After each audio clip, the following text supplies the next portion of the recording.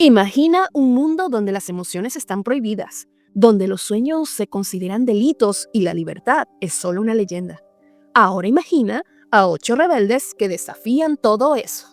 Bienvenidos al universo de 80s. Hola entusiasta. Hoy te explicaré paso a paso una de las historias más completas y emocionantes del K-pop. Viajes en el tiempo, versiones oscuras, rebeliones y mundos alternos. Prepárate para sumergirte en el lore de 80s. 80s no es solo un grupo de K-pop, es un grupo de piratas rebeldes que luchan contra una sociedad opresora donde las emociones están prohibidas. A través de sus álbumes, videos musicales y diarios, han construido un lore lleno de acción y mensajes profundos sobre libertad, identidad y revolución. Para poder comprender a profundidad la historia de 80s, es importante que tengas en cuenta las referencias mostradas en cada uno de sus álbumes. Así podemos construir una línea del tiempo bien detallada. En Treasure Era, los temas principales son la búsqueda, la libertad, el despertar del alma rebelde. El mundo que nos muestran es el universo original. Están en un viaje en busca del tesoro, que simboliza su identidad y sueños auténticos. Los MVs claves en esta era son Pirate King, Treasure, Say My Name. En estos MVs, 80s es presentado como un grupo de piratas rebeldes que navegan buscando un tesoro metafórico. En Say My Name empieza el juego de dobles, una pista del universo paralelo de Alatis. Web and Illusion. Estos MVs muestran dos versiones del mismo mundo. Wave representa una realidad libre y alegre, mientras que Illusion es un mundo atrapante disfrazado de diversión, donde los chicos están confundidos y atrapados. Ambas realidades existen en conflicto. En Answer, culmina esta era con la confusión de identidades. 80s se enfrentan al reflejo de sí mismos, al caos interno y a la tentación de rendirse. Aparecen los Elites claramente, simbolizando su sombra o sus yo alternos. Y como dato curioso, en el MV al final se nos presenta un personaje bien enigmático. Ahora pasamos a Fever Era. Los temas que se abarcan son la adolescencia, la confusión, el origen del despertar de mundos, un pasado alternativo donde aún no son conscientes de su destino. Los MVs clave en esta era son Insection, Tansk. Aquí nos muestran un periodo escolar donde los chicos aún no han despertado. En Insection están atrapados en sueños o ilusiones, mientras que en Tansk empiezan a rebelarse, a cuestionar el sistema que les ha sido impuesto desde jóvenes. En Fireworks I'm the One, aquí 80s empieza a abrazar su rol como revolucionarios. Usan fuegos artificiales como símbolo de despertar. Aparecen escenas de lucha, caos y llamas. Un mundo colapsado por dentro y por fuera. Justamente en este MV, también al final, aparece ese personaje vestido de blanco con máscara súper enigmático. Seguimos. En Deja Vu se representa un ciclo que no pueden romper, un bucle donde repiten errores. Y en Eternal Sunshine es lo opuesto, un momento efímero de felicidad antes del colapso. Luego seguimos con The War Era. Aquí los temas que tocan son la rebelión activa, el control totalitario, la lucha directa. Aquí el mundo se nos presenta como un universo distópico llamado Strickland, controlado por el gobierno central. Los MVs claves son guerrilla. 80s se convierte en parte de la resistencia, se infiltran en el sistema, lanzan propaganda, intentan despertar a los ciudadanos dormidos, aparecen escuelas controladas, máscaras, vigilancia constante. Alasia es una precuela intermedia. En este MV vemos la opresión máxima, las emociones están prohibidas, el arte destruido. 80s intenta mantener viva una chispa de esperanza en medio de la oscuridad. En Bouncy, aquí se burlan del sistema. A pesar del caos, celebran su identidad con confianza.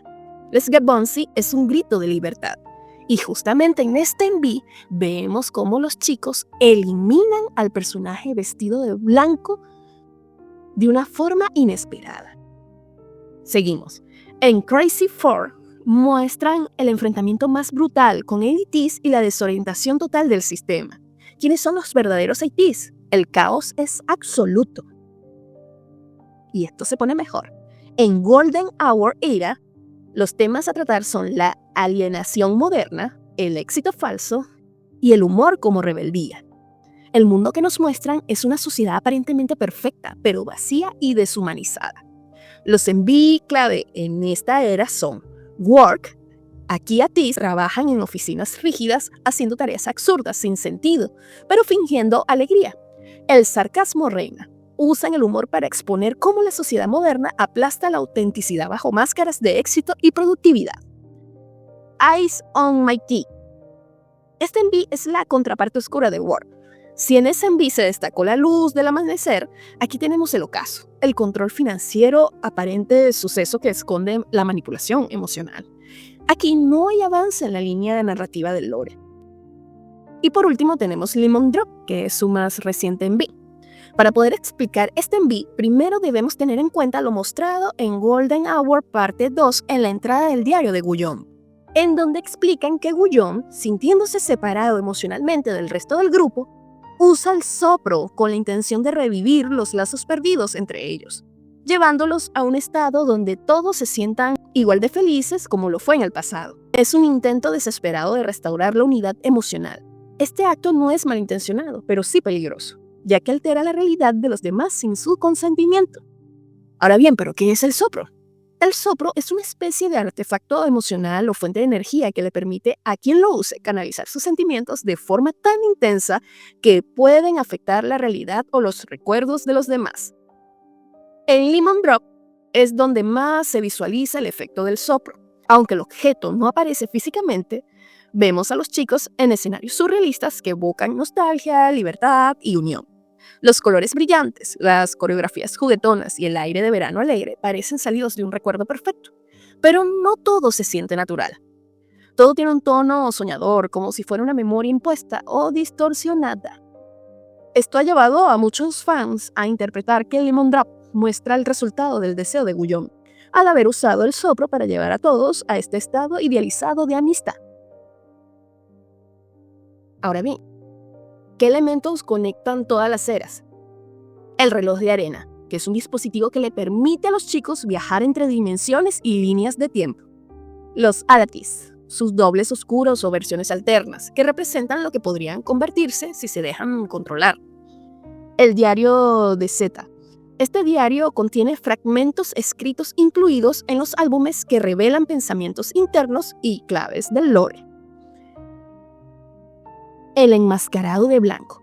Este personaje aparece como un observador silencioso y omnipresente. Se le reconoce por llevar una ropa totalmente blanca, traje y máscara sin rostro. Aparece en momentos claves y simbólicos. Nunca interactúa directamente con los miembros de ATEEZ, siempre vigila o presencia eventos importantes. Se cree que puede ser un representante del gobierno central que vigila y documenta el comportamiento de los ATEEZ en cada dimensión, o también que pueda ser el guardián del reloj de arena que usan para cruzar entre mundos. Y al eliminarlo en Bouncy, los chicos alteran el balance entre mundos, lo que tendría consecuencias más adelante en Crazy Farm o Work. Aunque suene fantasioso, la historia de ATEEZ es una gran metáfora. Cada viaje, cada batalla, cada versión oscura de ellos mismos representa lo que vivimos todos. La lucha por no perder nuestra esencia, la presión de encajar en un sistema que nos apaga, la importancia de seguir soñando, creando y sintiendo. ¿Y tú te atreverías a unirte a la tripulación de ATEEZ y luchar contra el mundo gris? Si te gustó este resumen del lore, no olvides dejarme un me gusta y seguirme. Y dime en los comentarios qué teoría tienes sobre el lore de ATEEZ. Nos vemos para la próxima, entusiastas. Bye bye.